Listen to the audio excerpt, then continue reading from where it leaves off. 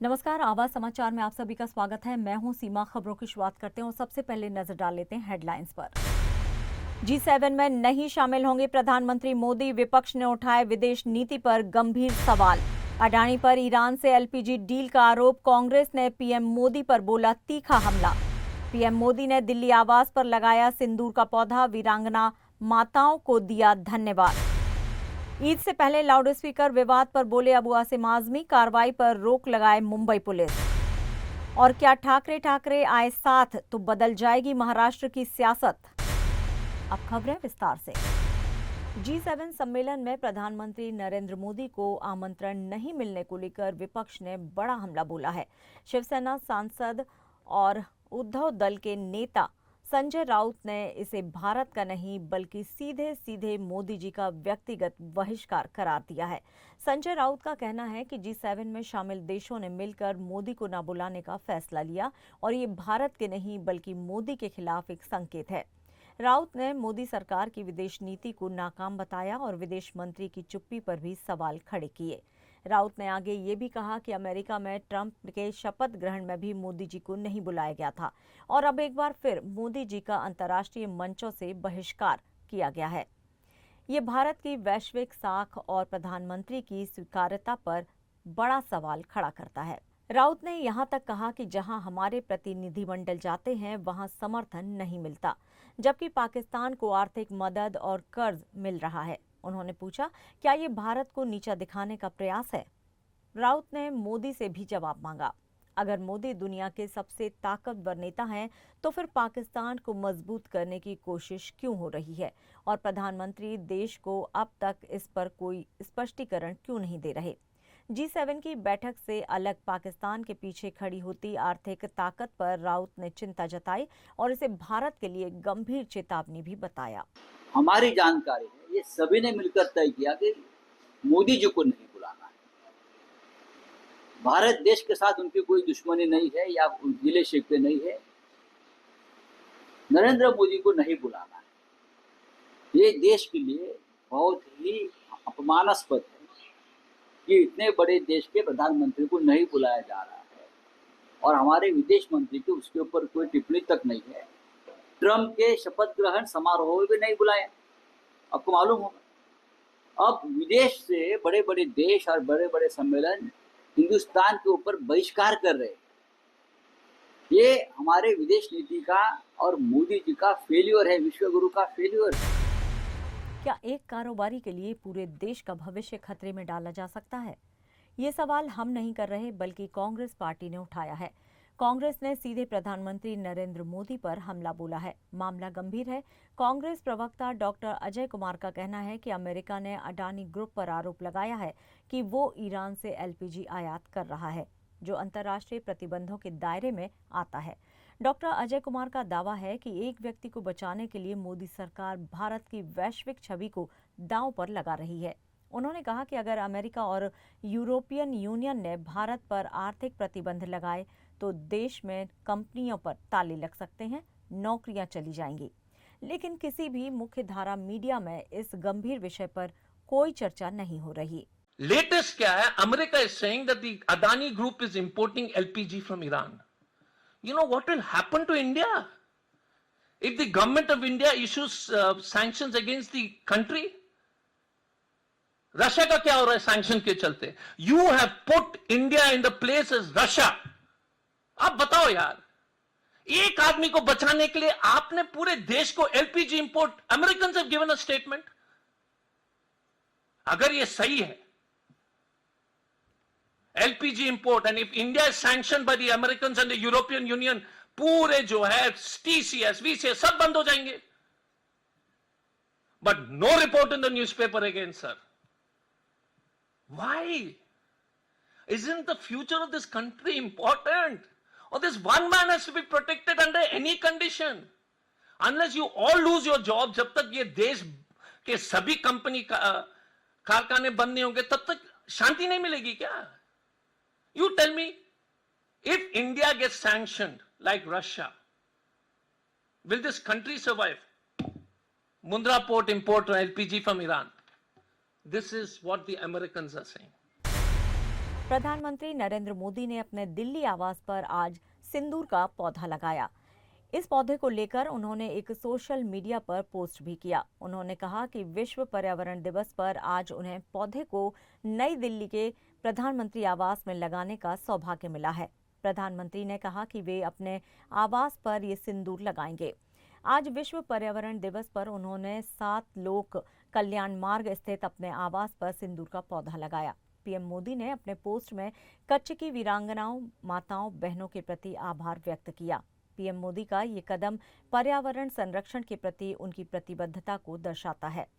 PM ने अपने इस पोस्ट से लोगों को पर्यावरण संरक्षण के लिए प्रेरित किया है। आपको बता दें, ये पौधा उन्हें हाल ही में गुजरात के दौरे पर कच्छ की वीरांगनाओं, माताओं, बहनों ने भेंट किया था। कच्छ में 1971 के युद्ध में अद्भुत साहस दिखाने वाली महिलाओं ने पीएम मोदी से मुलाकात की थी और उन्हें सिंदूर के पौधे भेंट किए थे। मुंबई में मस्जिदों के लाउड स्पीकर को लेकर सियासत एक बार फिर से गर्मा गई है। समाजवादी पार्टी नेता अबू आसिम आजमी ने मुस्लिम प्रतिनिधि मंडल के साथ आज मुंबई पुलिस कमिश्नर से मुलाकात की। उन्होंने बकरीद तक मस्जिदों पर लगे लाउड स्पीकरों के खिलाफ कोई भी कार्रवाई न करने की अपील की। आजमी ने बीजेपी नेता किरीट सोमैया पर निशाना साधते हुए कहा कि उनके पास नफरत फैलाने के अलावा और कोई काम नहीं है। उनके दबाव में आकर पुलिस सिर्फ मस्जिदों पर कार्रवाई कर रही है, जबकि कानून सभी धर्मों के लिए समान होना चाहिए। अबू आसिम आजमी ने कहा है कि कुछ नेता सिर्फ भड़काऊ बयान देते हैं और सवाल किया है कि क्या लाउड स्पीकर सिर्फ मस्जिदों में ही बज रहे हैं। उन्होंने साफ किया कि अगर पुलिस ने कार्रवाई नहीं रोकी तो वो खुद उप मुख्यमंत्री एकनाथ शिंदे से मिलेंगे। विवाद नीतीश राणे के बयान पर भी भड़का, जहां उन्होंने वर्चुअल कुर्बानी की बात कही थी। आजमी ने इसे मजहबी भावनाओं को ठेस पहुंचाने वाला बयान बताया और पलटवार किया और कहा कि कुछ नेता यूं ही बकवास करते रहते हैं, उन्हें बोलने दीजिए। ये वही हैं जो मंदिरों में जाकर चढ़ावा चढ़ाते हैं। अबू आसिम आजमी ने ये भी ऐलान किया कि समाजवादी पार्टी मुंबई की सभी 150 से ज्यादा सीटों पर अकेले चुनाव लड़ने की तैयारी में है। देखिए, हम लोग आए इसलिए कि एक व्यक्ति का नाम है किरीट सोमैया, जिसके पास कोई काम नहीं है। वो सिर्फ जो है ना नफ़रत फैलाने का एक दुकान खोल रखा है और वो जो है उनके दबाव में आकर के पुलिस ने एक कोर्ट का ऑर्डर है उसको इम्प्लीमेंट पुलिस कर रही है। हालांकि वो ऑर्डर सिर्फ मस्जिदों के लिए नहीं है, वो ऑर्डर है नेताओं की मीटिंगों के लिए भी है, वो ऑर्डर जो है त्योहारों के लिए भी है, बहुत सारी चीज़ें हैं, लेकिन सब ले दे के मुसलमानों के साथ ही है। अभी हम लोगों ने बात किया आपसे, देखिए हम लोग इस तरह से हम लोग भोंगे उतारेंगे नहीं। उन्होंने कहा रुक जाओ, ये अब बकरीद हो जाती है, बकरीद हो जाएगी फिर एक बात करेंगे, हम सीएम साहब से फिर मिलेंगे। हम कोर्ट का दरवाज़ा भी खटखटा रहे हैं, लेकिन ये एक खुली नाइंसाफ़ी हो रही है जो बिल्कुल किसी को बर्दाश्त नहीं है। नहीं, पुलिस कार्रवाई जो कर रही है तो एक तरफा क्यों कर रही है? सिर्फ मस्जिदों में भोंगा लगा हुआ है क्या? वहाँ जब किरीट सोमैया जाते हैं और किसी चीज़ का नाम उन्होंने लिया क्या कि भोंगे कहाँ लगते हैं? ओनली मस्जिद का भोंगा, मस्जिद का भोंगा। ये 2014 के बाद से ना मुसलमानों की जितनी चीज़ें हैं उन सब चीज़ों में कहीं न कहीं इंटरफियर करके उसको बंद करना है। अरे बोला ना मैंने आपको, हम सेकुलर लोग हैं, हम 150 सीट तो लड़ने वाले हैं, पक्का तैयारी कर रहे हैं पूरी चारों तरफ और लड़ेंगे। अब की बार समाजवादी पार्टी 150 सीटों में लड़ेगी और बहुत ज़्यादा सीटें चुनकर आएगी। क्या ठाकरे साथ आएंगे? महाराष्ट्र की सियासत में हलचल तेज है। राज ठाकरे के बेटे अमित ठाकरे ने कहा, फोन कीजिए, गठबंधन कीजिए, बात मीडिया से नहीं भाइयों की बात से बनेगी सियासत। अमित की पहल पर संजय राउत ने कहा, बहुत अच्छी बात है, मन से शिवसेना साथ आई तो बदलेगा चुनावी गणित। अब सवाल एक, क्या उद्धव और राज के बीच बजने वाली है सियासी घंटी? देखिए आवाज इंडिया पर उद्धव ठाकरे और राज ठाकरे के एक साथ जल्द आने की ये एक्सक्लूसिव रिपोर्ट।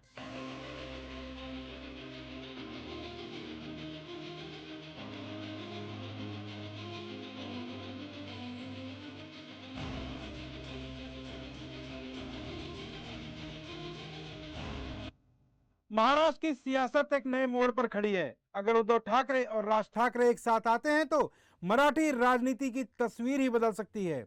दोनों ठाकरे बंधुओं के बीच लंबे समय से राजनीतिक दूरियां हैं, लेकिन अब संकेत मिल रहे हैं कि रिश्तों में फिर से गर्मजोशी आ सकती है।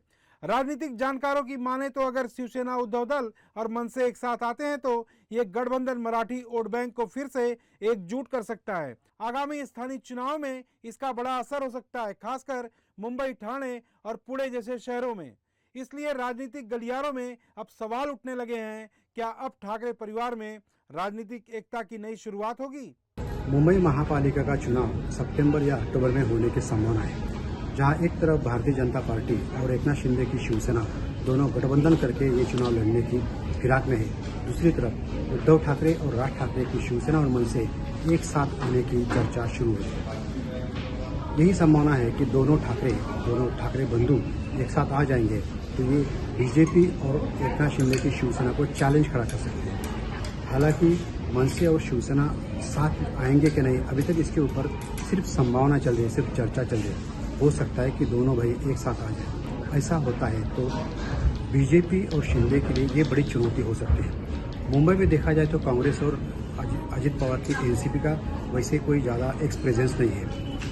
एक तरफ बीजेपी और जब शिवसेना में स्प्लिट नहीं था तब शिवसेना के 84 कॉर्पोरेटर चुन के आए थे, वही बीजेपी के 82, मतलब दोनों का फर्क सिर्फ 2 का था। अब शिवसेना में स्प्लिट हो चुका है।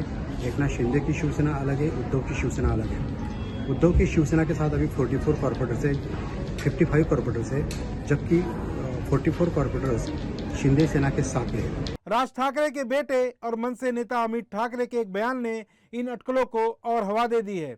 मनसे नेता और राज ठाकरे के बेटे अमित ठाकरे ने साफ कहा है कि बात मीडिया में नहीं, फोन पर होनी चाहिए। दोनों भाइयों को सीधा एक दूसरे से संवाद करना चाहिए, तभी कुछ मुमकिन हो सकेगा। अमित के मुताबिक उनके कहने से नहीं, बल्कि दोनों नेताओं की पहल से ही रास्ता निकलेगा। उनका यह बयान अब सियासी बहस का मुद्दा बन चुका है। राज साहेबांनी तेव्हा उद्धवजींना पहिला फोन केला की हे भीषण एक आजार आलाय आपल्यावर, त्याच्यामुळे कुठचंही सरकार असो आपण त्यांची साथ दिली पाहिजे। आणि मी अनेकदा बघितलंय फोन कॉल, तो मला वाटतं त्यांची इच्छा असेल तर त्यांनी फोन करावा। हे मीडिया समोर बोलून किंवा वर्तमानपत्रात बोलून काही अशा युत्या होत नाही। अमित ठाकरे के बयान को यूं ही हल्के में नहीं लिया जा सकता। यह सिर्फ पारिवारिक रिश्तों की नहीं, राजनीतिक रणनीति की भी झलक देता है। मनसे का वोट बैंक सीमित है लेकिन प्रभावशाली है, खासकर मराठी युवाओं के बीच। वहीं उद्धव ठाकरे बीजेपी के खिलाफ मुखर विपक्ष का चेहरा बने हुए हैं। ऐसे में अगर दोनों दल एक साथ आते हैं तो ये गठबंधन बीजेपी, शिंदे सेना और अजित पवार की एनसीपी के लिए बड़ी चुनौती बन सकते हैं और यह सियासी समीकरण बदलने की पूरी संभावना जताई जा रही है। मी आता ऐकलं काल आदित्य उद्धव ठाकरे आमचे जे आमदार आहेत, नेते, त्यांनी पण आपलं बोलणं हे मीडियावरती सकारात्मक दिलेलं आहे। महाराष्ट्राचे हित जपणाऱ्यांबरोबर, मुंबईला शाबूत ठेवणाऱ्यांबरोबर आपण सगळ्यांनी एकत्र यावं, अशी भूमिका असेल त्यांनी एकत्र यावं। आज अमित ठाकरेंनी पण सांगितलेलं आहे की आपण एकत्र यावं आणि त्याच्यासाठी दोन्ही पक्षप्रमुख, दोघांचेही ते वडील आहेत, एक आदित्य साहेबांचे वडील उद्धवजी, अमित ठाकरे साहेबांचे वडील राज ठाकरे साहेब। अमित ठाकरे के इस बयान पर शिवसेना उद्धव दल की ओर से भी बयान जारी किया गया है। शिवसेना पार्टी के वरिष्ठ नेता और सांसद संजय राउत ने इस पहल को सराहा है। राउत ने कहा, बहुत अच्छी बात है और इशारों में गठबंधन की संभावना को दरवाजा खुला छोड़ा। अमित ठाकरे के इस बयान को शिवसेना पार्टी के वरिष्ठ नेता और सांसद संजय राउत ने सराहा। राउत ने कहा, बहुत अच्छी बात है और इशारों में गठबंधन का दरवाजा खुला छोड़ा। इससे सियासी तापमान और चढ़ गया है। अब सबकी निगाहें ठाकरे बनाम ठाकरे से हटकर ठाकरे पर टिक गई हैं। आमचे पक्ष प्रमुख जो माननीय आदित्य ठाकरे हे एका सुरात बोलतायत की आम्ही सकारात्मक आहोत, याच्यावरती कोणी आक्षेप घेण्याचं कारण नाही। आमच्या भावना निर्मळ, स्वच्छ आणि स्पष्ट आहेत की महाराष्ट्र हितासाठी आम्ही कोणताही त्याग करायला तयार आहोत। अगर उद्धव राज की जोड़ी बनती है तो आने वाले बीएमसी चुनाव से लेकर विधानसभा चुनाव तक विपक्ष को एक बड़ा ताकतवर चेहरा मिल सकता है। मराठी अस्मिता की राजनीति को फिर से एक नई धार मिल सकती है। मनसे की आक्रामक शैली और शिवसेना की संगठन की ताकत मिलकर एक नया समीकरण गढ़ सकती हैं। हालांकि इस गठबंधन की राह आसान नहीं। बीते वर्षों की कड़वाहट और विचारधाराओं का टकराव अभी बाकी है, लेकिन अमित ठाकरे की पहल ने बातचीत का दरवाजा जरूर खोल दिया है। अब सब कुछ निर्भर करता है एक फोन कॉल पर। क्या उद्धव ठाकरे और राज ठाकरे अपने निजी मतभेदों को बुलाकर महाराष्ट्र के राजनीतिक मंच पर एक साथ आ सकते हैं? क्या ठाकरे परिवार की एकता एक बड़ा सियासी तूफान ला सकती है? राजनीति में कोई संभावना कभी खारिज नहीं होती और यही महाराष्ट्र की राजनीति की भी सबसे बड़ी खूबी है। अब गेंद दोनों नेताओं के पाले में है और पूरे महाराष्ट्र की नज़र उनके बढ़ते हुए अगले कदम की ओर है। और खबरों में यहाँ लेंगे एक छोटा सा ब्रेक। आप देखते रहिए आवाज समाचार।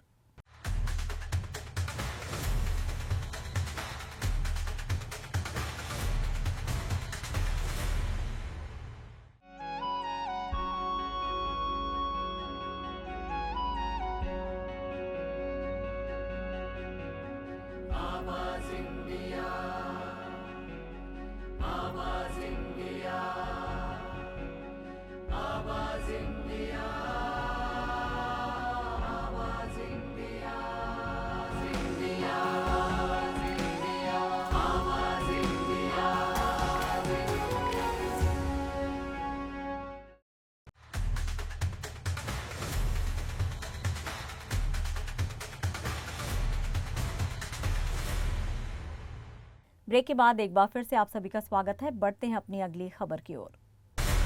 मुंबई के चर्चगेट स्टेशन पर आज उस वक्त हड़कंप मच गया जब स्टेशन परिसर में मौजूद मॉन्जनीज केक शॉप में अचानक आग लग गई। देखते ही देखते आग से उठा काला धुआं स्टेशन के तीनों प्रमुख प्रवेश द्वारों पर फैल गया, जिससे यात्रियों में भगदड़ जैसी स्थिति बन गई। उसी समय बड़ी संख्या में यात्री स्टेशन से निकलने या अंदर आने की कोशिश कर रहे थे, जिससे अफरा तफरी और सांस लेने में परेशानी की स्थिति पैदा हो गई। दमकल विभाग की कई गाड़ियां मौके पर पहुंची और आग पर काबू पाने का प्रयास करती रहीं। स्थानीय पुलिस और रेलवे पुलिस ने घटनास्थल को घेर लिया है और यातायात को नियंत्रित किया जा रहा है। फिलहाल आग लगने के कारणों का पता नहीं चल पाया है, लेकिन जांच पड़ताल जारी है। राहत की बात ये रही कि अब तक किसी के हताहत होने की कोई सूचना नहीं मिली है। चर्चगेट जैसा व्यस्त स्टेशन जहां हर दिन हजारों यात्री आते जाते हैं, वहां इस तरह की घटना सुरक्षा व्यवस्था पर सवाल खड़े करती है। क्या स्टेशन परिसर में मौजूद दुकानों की अग्नि सुरक्षा की कभी जांच होती है या नहीं? आवाज इंडिया संवाददाता अंजनी मिश्रा ने घटनास्थल का विशेष जायजा लिया। मुंबई में चर्चगेट स्टेशन पर आग लगी है। इस वक्त मैं मौजूद हूं मुंबई से चर्चगेट स्टेशन पर। मैं आपको दिखाना चाहूंगा ये चर्चगेट स्टेशन पे के अंदर जो है एक मॉन्जनीज केक शॉप की दुकान है और उस केक शॉप की दुकान में जो कैंटीन थी उसमें आग लगी है। देखिए यहाँ पर काफी धुआं निकल रहा है और जो दुकान के अंदर जो भी सामान रखे थे वो जलकर खाक हो गए हैं और दमकल के जो कर्मचारी हैं वो मौके पर पहुंच चुके हैं। देखिए यहाँ पर आग बुझाने का काम जारी है और देखिए यहाँ पर जो धुआं है वो अभी भी निकल रहा है। आग अभी भी सुलग रही है अंदर से और जो भी अंदर का सामान है वो जलकर खाक हो चुका है। देखिए जो दमकल के कर्मचारी हैं वो काफी मेहनत कर रहे हैं, मशक्कत कर रहे हैं आग बुझाने के लिए। यहाँ पर देखिए कम से कम 8 से 10 जो दमकल के कर्मचारी हैं यहाँ पर मौजूद हैं जो आग बुझाने की पूरी कोशिश कर रहे हैं। दरअसल ये आग जो लगी है शाम को 5:30 के लगभग लगी है और ऐसे समय में लगी जब पीक आवर का समय है और यहाँ पर जो है यहाँ पे जो है बड़ी संख्या में लोगों के दफ्तर, कॉर्पोरेट ऑफिस है, चर्चगेट में लोगों के दफ्तर हैं और लोग पीक आवर में यहाँ पर छूटते हैं, यहाँ से ट्रेन पकड़ते हैं और ये सबसे व्यस्ततम रेलवे स्टेशन है मुंबई का चर्चगेट स्टेशन। और पीक आवर में जब यात्री यहाँ पर स्टेशन पे आते हैं ट्रेन पकड़ने के लिए उस समय आग लगी है तो कहीं ना कहीं आग के चलते जो यात्री हैं उन्हें भी दिक्कतों का सामना करना पड़ा है। आग के चलते जो है जो सबवे मार्ग है मैं आपको दिखाना चाहूँगा। यहाँ पर जो है सबवे मार्ग है। देखिए जो यात्री यहाँ से आते हैं और जो सबवे मार्ग देखिए पूरी तरह से बंद कर दिया गया है।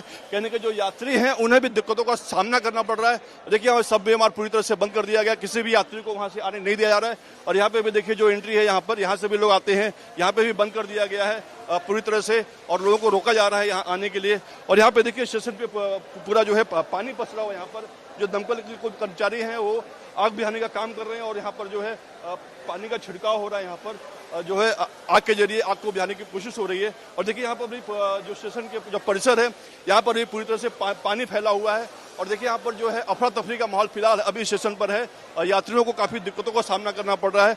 लेकिन राहत की बात है कि यहाँ पे आग बुझाने का काम चल रहा है, लेकिन कोई जनहानि नहीं हुई है, किसी के हताहत होने की कोई खबर नहीं है।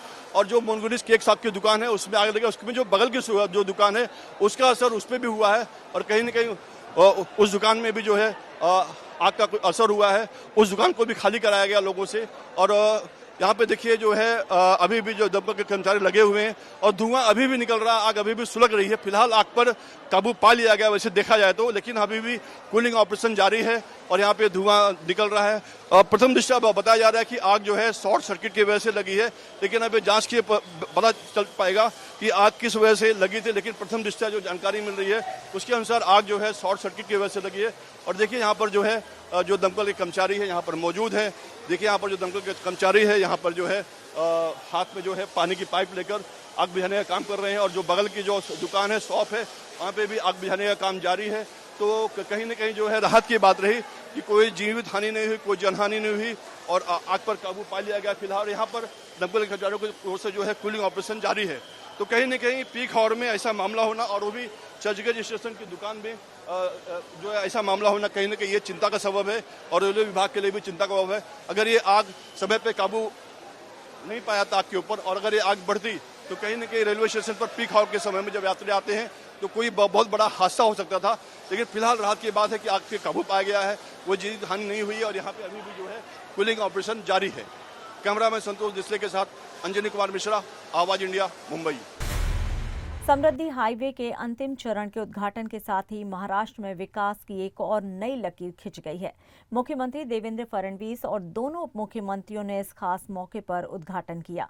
कार्यक्रम के दौरान फडणवीस ने कहा कि ये सिर्फ एक हाईवे नहीं बल्कि एक सपना है जो अब साकार हो चुका है।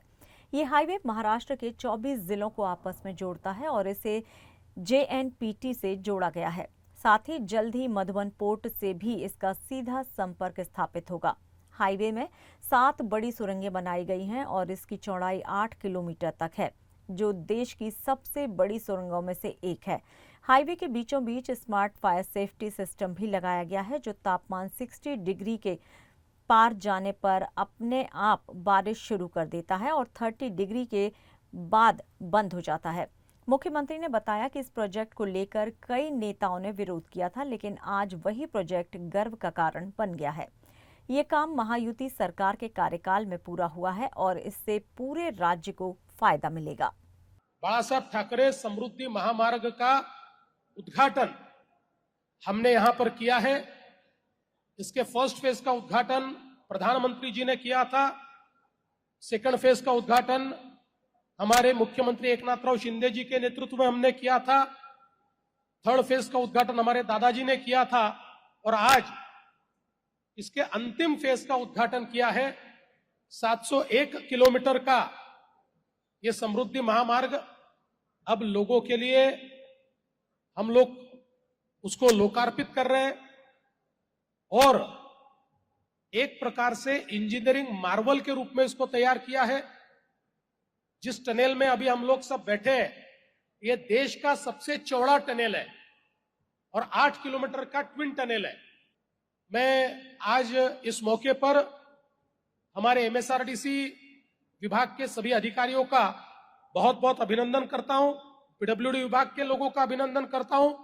विशेष रूप से हमारे उप मुख्यमंत्री एकनाथ शिंदे जी जो पहले दिन से इस रोड के साथ जुड़े हैं, हमारे दूसरे उप मुख्यमंत्री अजित दादा पवार और हमारे सारे मंत्रिमंडल के मंत्रियों का भी मैं बहुत बहुत यहां पर धन्यवाद देना चाहता हूं। क्या हुआ तेरा वादा, इस नाम से शिवसेना उद्धव ठाकरे दल ने राज्य सरकार के किए गए अधूरे वादों को लेकर एक बड़ा आंदोलन शुरू करने का ऐलान किया है। विधान परिषद में विपक्ष के नेता अंबादास दानवे ने संभाजी नगर जिला कलेक्टर को ज्ञापन सौंपा और सरकार को उसकी ही जिम्मेदारियां याद दिलाईं। दानवे ने कहा कि सरकार ने किसानों, लाडली बहनों और आम जनता से जो वादे किए थे वे अब तक पूरे नहीं किए हैं। इसी के खिलाफ पूरे महाराष्ट्र में आंदोलन छेड़ा जाएगा। 1 हफ्ते तक चलने वाले इस अभियान में शिवसेना कार्यकर्ता मंत्रियों के घर के बाहर ढोल ताशे बजाकर सरकार को जगाने की कोशिश करेंगे। इसके अलावा कांग्रेस द्वारा मानसून सत्र में पहलगांव मुद्दा उठाने की बात पर दानवे ने कहा कि विपक्ष मिलकर सदन में सरकार से जवाब मांगेगा। बंगलुरु भगदड़ पर भी दानवे ने अफसोस जताया और कहा कि ऐसी घटनाओं की देश में कोई जगह नहीं होनी चाहिए। शिवसेना की ओर से पूरे मराठवाड़ा संभाग में हमने 5 जून से तो 12 जून तक क्या हुआ तेरा वादा इस नाम से आंदोलन शुरू किया है। जो सरकार महाराष्ट्र के वादा खिलाफी कर रही है। इस सरकार ने किसानों को कर्ज मुक्त करने का आश्वासन दिया था, इस सरकार ने लाडली बहन को 2100 रुपए देने का आश्वासन दिया था। इस सरकार ने किसानों को जिसको हम मराठी में हमी भाव कहते हैं वो देने का वायदा किया था। इंश्योरेंस के बारे में 1 रुपया का पीक इंश्योरेंस सरकार ने बंद किया है। और सब ये जो वादा खिलाफी सरकार ने किया है, इसके खिलाफ शिवसेना आज से 8 दिन पूरे मराठवाड़ा में हर तालुका हर गांव में आंदोलन करने जा रही है। हर गांव में तो आंदोलन होगा, लेकिन करीब 1950 गांव में शिवसेना की छोटी छोटी गांव बैठक होने वाली है। शिवसेना मोर्चा निकालने वाली तहसील पे, शिवसेना चक्का जाम आंदोलन करने वाली है। और इस प्रकार किसानों के इस मुद्दे को शिवसेना उठा के सरकार को क्या हुआ तेरा वादा, ये सवाल पूछने वाली। और यहाँ पर लेंगे एक और छोटा सा ब्रेक। आप देखते रहिए आवाज समाचार।